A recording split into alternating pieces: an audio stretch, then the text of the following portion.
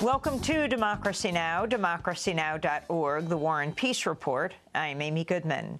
In North Carolina, 11 people were arrested Monday in the latest protests over the state's anti-transgender law.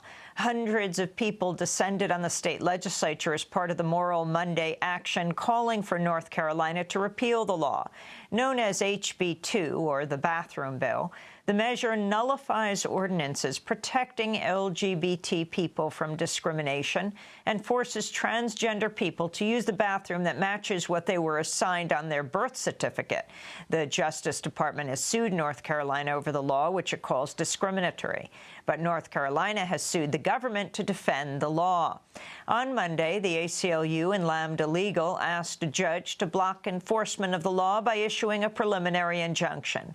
A day earlier in North Carolina, Laura Jane Grace, the lead singer of the punk band Against Me, burned her birth certificate on stage. She came out as transgender in 2012. Democratic voters head to the polls in Kentucky and Oregon today. The primaries come after supporters of Bernie Sanders protested procedures they saw as favoring Hillary Clinton at the Nevada convention over the weekend. Back in February, initial results in Nevada favored Clinton, but then Sanders mobilized more support at the county conventions, making it appear he might actually end up with more delegates. At the state convention Saturday, Sanders supporters erupted in protest after they say the delegate allocation rules were abruptly changed in Clinton's favor. They also claimed about 60 Sanders supporters were wrongly denied delegate status. Clinton emerged with 20 pledged delegates to Sanders' 15. On Monday, Bernie Sanders campaigned in Puerto Rico, which holds its Democratic primary June 5th. Sanders said Puerto Rico's $70 billion debt must be restructured in a way that doesn't deepen its economic crisis. It is unacceptable to me that vulture funds on Wall Street are demanding that Puerto Rico fire teachers, close schools, cut pensions, and abolish the minimum wage so that they can reap huge profits off the suffering and the misery of the children and the people of Puerto Rico. We cannot allow that to happen. We will not allow that to happen.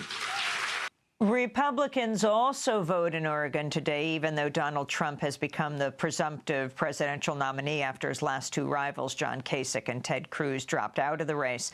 On Monday, an attorney with the Trump Organization suggested Trump might sue the New York Times over an article about his treatment of women.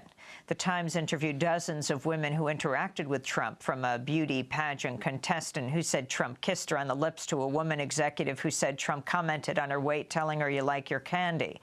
The article also referred to Trump's ex-wife Ivana's allegations Trump raped her in a fit of rage. In the book Lost Tycoon, The Many Lives of Donald J. Trump, Trump's lawyers insisted a statement by Ivana Trump be placed in front which read, "I referred to this as rape, but I do not want my words to be interpreted in a literal or criminal sense." The Supreme Court has declined to rule on a major case involving access to birth control under President Obama's signature health care law. The Obama administration's already exempted churches and other houses of worship from a rule requiring employer health plans to provide birth control coverage to employees without a copay. Religiously affiliated nonprofits simply need to notify the health insurer or the government that they object to providing birth control coverage, at which point the government takes over and they have no further role. But a number of nonprofits argue the notification process itself violates their religious freedom. The Supreme Court's been left with just 8 justices following the death of Justice Antonin Scalia and Republican efforts to block Obama's nominee. On Monday, the court handed the birth control cases back to lower courts, instructing them to find an approach that accommodates religious freedom while ensuring employees of the nonprofits have equal access to birth control. In Afghanistan, a massive demonstration over better access to electrical power gripped the capital, Kabul, Monday. Security forces tried to block routes to the presidential palace with shipping containers. Thousands of members of Afghanistan's Hazara minority took to Kabul streets to demand a planned power line pass through provinces with large Hazara populations. Philippine President-elect Rodrigo Duterte has vowed to seek to restore the death penalty. In his first comments to journalists following his victory in last week's election, he said he would also give security forces the power to shoot to kill suspects who evade arrest. During his campaign, Duterte vowed to kill tens of thousands of criminals. He addressed reporters Monday. Heinous crime committed with unlicensed firearms must be death. Rape plus death ang sa victim must be death penalty. Kidnapping tapos with ransom pinatay ninyo must be death penalty. Robbery with homicide with rape, double the hanging. After hang first, then there will be another ceremony for the second time. Rodrigo Duterte has been called the Filipino Trump. Executions have been suspended in the Philippines since 2006 amid opposition from the Catholic Church. The CIA's internal watchdog has admitted it mistakenly destroyed its only copy of the Senate's report on CIA torture. Yahoo News said the acknowledgement came as Justice Department lawyers assured a federal judge copies of the report were being preserved. The CIA reportedly does have another copy. The 6,700-page report has never been publicly released. Another journalist has been murdered in the Mexican state of Veracruz. Manuel Torres was shot in the head Saturday as he returned home.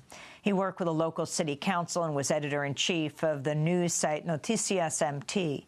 A statement from the Veracruz Attorney General did not acknowledge Torres as a journalist. At least 16 journalists have been killed in Veracruz since 2010. Another 3 have disappeared.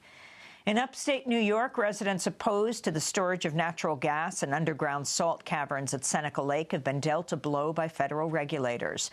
The Federal Energy Regulatory Commission has extended a permit allowing a subsidiary of the Texas-based company Crestwood Midstream another 2 years to expand its natural gas storage facility in the salt caverns. Opponents of the plan say Seneca Lake provides drinking water to 100,000 people in the heart of New York's scenic wine country. More than 500 protesters have been arrested protesting the gas storage plans, which they say could lead to a disastrous leak and threaten public health. In New York City Monday, more than 100 people rallied outside the shareholders' meeting of Con Edison to protest the utility's plan to jointly own the gas storage facility. Seneca County farmer Jan Quarles invoked the recent methane leak in California, where 100,000 tons of methane leaked from an underground storage site. Con Ed shareholders and ratepayers really want this risk? No! The methane leak in Puerto, California was a complete disaster. It forced 5,000 people to evacuate, and SoCal Gas is being sued for over $2 billion. New York cannot afford that. And the Intercept news site has begun releasing a trove of internal newsletters from what it says is the most significant division of the National Security Agency. The documents from the Signals Intelligence Directorate date back to 2003.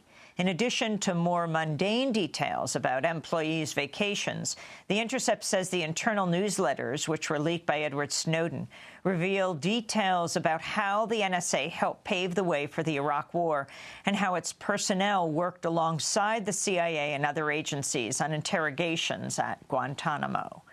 And those are some of the headlines. This is Democracy Now!, democracynow.org, The War and Peace Report. I'm Amy Goodman.